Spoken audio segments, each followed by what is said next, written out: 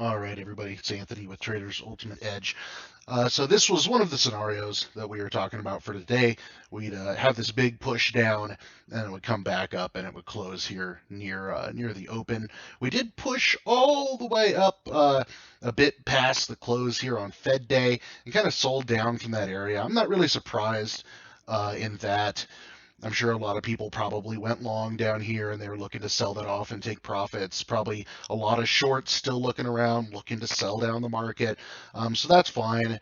That's all right. The fact that we did push out of this area, we did not close at the lows, tells me something. And let me show you this. Okay, here's SPY on the daily, and we formed an almost perfect doji. Almost perfect doji. Okay, it's that guy right there.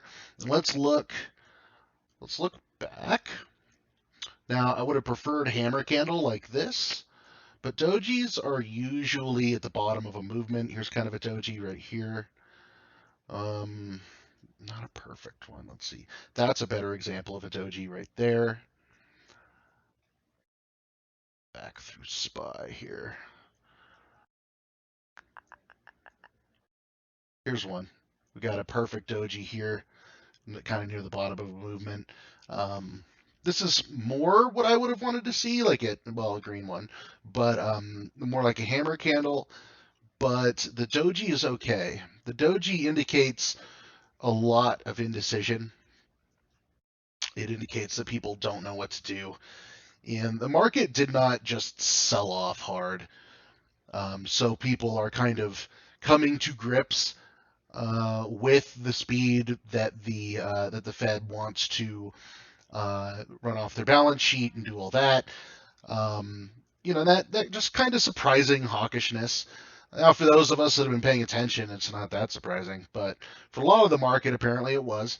And this is the market trying to come to grips with it. Now, down here, we came all the way down here to this 46.64, and I've got a zero here. Okay, so this was, oops, it should be right there. That was actually the Globex low. And then this 50% retracement, what is that from? Okay, that 50% retrace is from the low on December 20 in Chronopocalypse all the way to the high on Jan 4. So that's kind of getting near 50% retrace. That's fine because this was like a really quick, very strong bull move. So a 50% retrace of that is not unexpected or uncommon. And the fact it just kind of held here today tells me that with that indecision, okay, let me put it like this. Yesterday, it all sold down, right? So a lot of people came in this morning with a really bearish bias, Okay? And that's kind of what caused the beginning here. You had this initial bout of buying because the market is cheap. Okay, the market is cheap, so people buy right off the bat.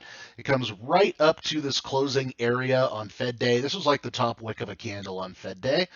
And then it's sold down from there because you have all these people with a bearish bias. They all want to sell down. They all want to short the market. And I think a lot of this was just algos and funds trading. That's all I think it was.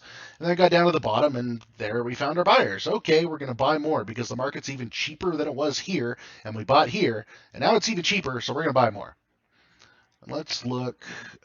This was open, right? Yep.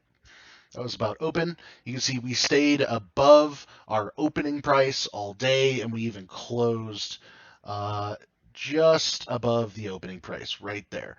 So this was an almost like perfect doji on the day within like 1 point. That's crazy. A 1 point doji on the day. It's a really interesting chart pattern.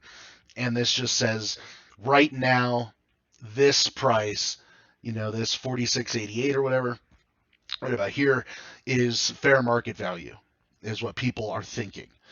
Now, I think the market is undervalued, and I think people will realize that, and they're going to start to realize that tomorrow when they've looked today, and it's like, okay, well, the market didn't fall anymore, it just pretty much stayed right where it was, it even bounced back.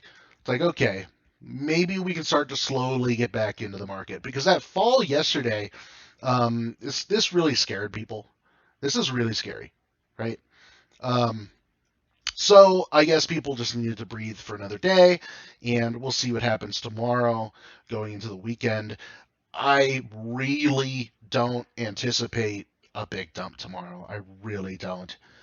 I want to see this close on Fed Day, come up and hold it, and then start to work its way up. So let's grab our 15-minute chart. And let's see, 7 January at 7:30. That's the market open. 1500 close. Okay, we can see here for tomorrow. So I think overnight, we do have to watch and see what happens as the European markets open and the Asian markets open, and what they're going to do with ours.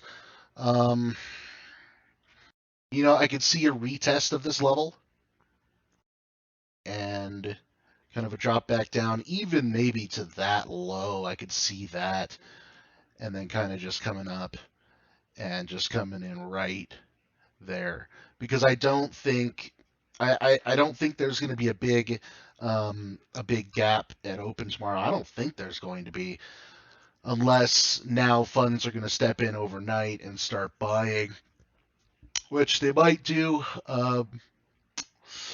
They take a look at this today. They didn't buy at the end of the day. Maybe they were waiting to see what was going to happen.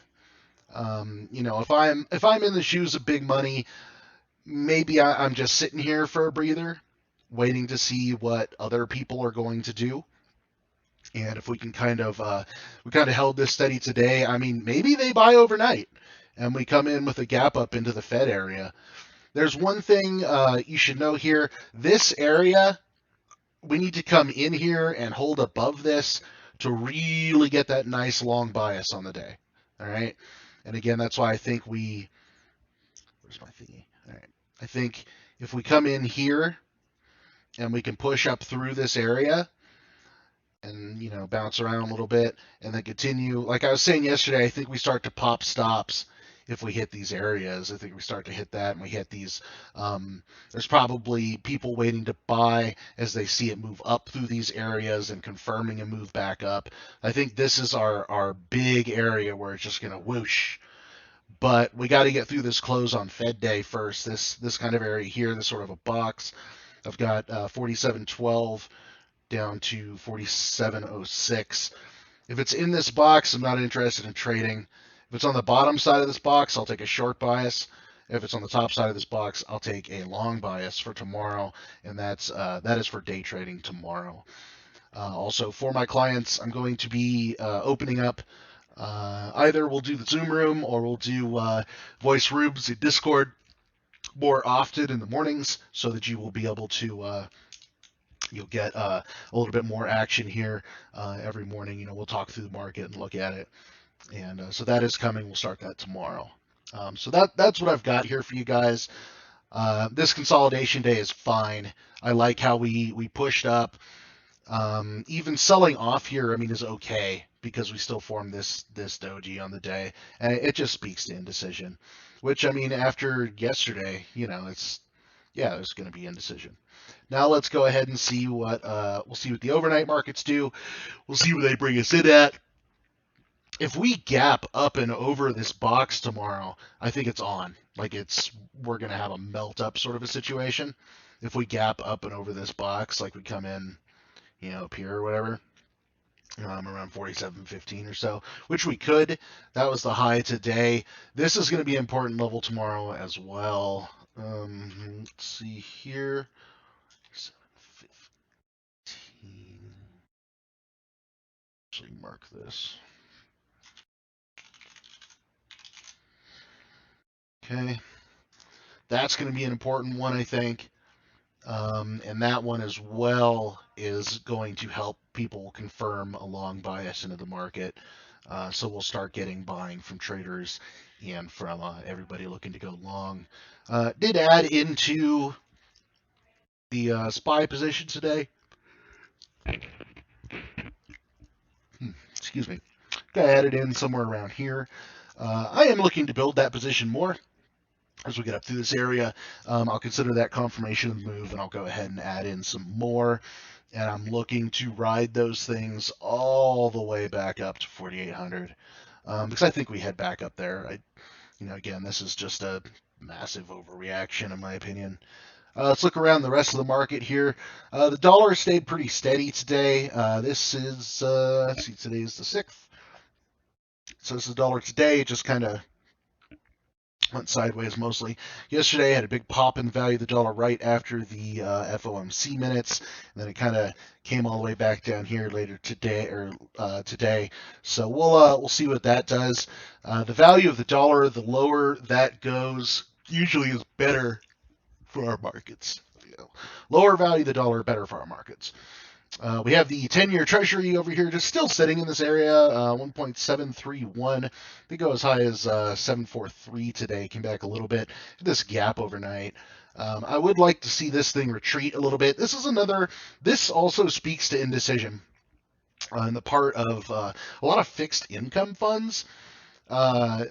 Which again kind of surprises me. I think they're waiting to see if this goes any higher. They want these. They look juicy. If we do this here, we zoom out. Okay, look at the price right there. And you can see, this it was kind of this price here back in March. So these things right now are starting to look. They're looking a little bit juicy. They're looking a little juicy for the for fixed income funds, anybody who's looking to get bonds, whatever. So they're starting to think about buying because, the question is it going to go back here? Well, it hasn't been there for 2 years. Maybe it gets back into this range, but this is kind of an area where they would start buying, I would think. I would anyway. Right back up here at a nice high yield. Start getting back into a few of these things if they need to get some more assets into them. So we need to keep an eye out for that. We may start seeing a little bit of buying there, and I think once these start to get bought down and this yield starts to fall a bit, that's when we really start to see the market take off. I think it'll happen at the same time because that is an indication of funds getting bullish again, and the market, I believe, will follow suit. And we also look over here. Gold fell. Gold has fallen since yesterday morning. Actually, gold has been falling. So that speaks very interestingly about people's reactions to the FOMC minutes. Normally, gold is viewed as an inflation hedge, yet it's been falling. If we come back over here. Let's see, did that correspond to a spike in the price of the dollar? Yes, it did.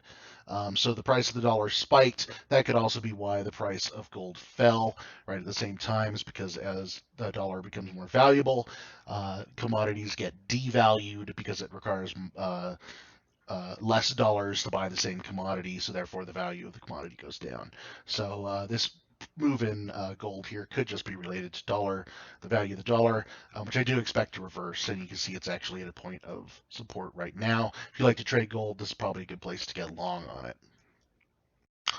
SPY-G, SPY-V, this of course is how you tell growth and value sectors getting bought, and you can see what kind of rotation's going on. If this goes up, that means value is getting bought over growth, and you can see since the 3rd, since Monday, we've known that this rotation was happening.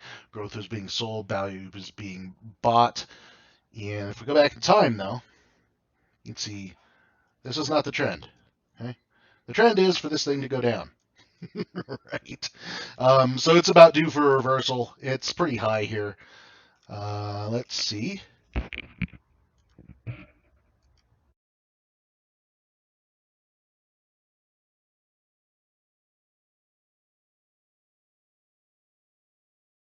There.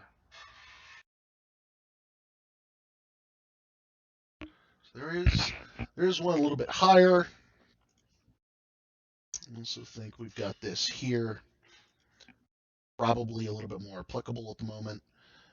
Is this trend line right here. So it's about ready to reverse. You know, every now and then you have these little rotations about ready to reverse.